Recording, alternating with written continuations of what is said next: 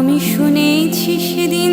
ছোট পর্দার জনপ্রিয় অভিনেত্রী সাদিয়া জাহান প্রভা 2 দশকের ক্যারিয়ারে অসাধারণ সব বিজ্ঞাপন চিত্র ও নাটকে অভিনয় করে দর্শক মনে জায়গা করে নিয়েছেন। তবে ব্যক্তিগত জীবনের তিক্ত অভিজ্ঞতা নিয়ে অনেকদিন পর্দার আড়ালে ছিলেন তিনি।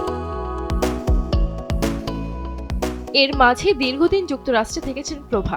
সেখানে তিনি রূপসজ্জা বিষয়ক প্রশিক্ষণ নিয়েছেন। সম্প্রতি দেশে ফিরেছেন। এখনো নতুন কোনো কাজের সঙ্গে যুক্ত হননি, তবে বিনোদন অঙ্গনে বিভিন্ন অনুষ্ঠানে তার উপস্থিতি লক্ষণীয়। কথা বলেছেন সংবাদ মাধ্যমের সঙ্গেও। নানা প্রসঙ্গে কথা বলতে গিয়ে অভিনেত্রী তার জীবনের প্রথম প্রেম প্রসঙ্গেও কথা বলেছেন, তবে সেই প্রেমিক কে তা বলেননি। প্রাক্তন, ওর সাথে সুন্দর মোমেন্ট ছিল। কথা প্রসঙ্গে নিজের ব্যক্তি জীবন নিয়েও অকপট কথা বলেছেন প্রভা। স্ট্রাগল করতে হবে আর কি, নিজেকে বাঁচিয়ে রাখতে হবে।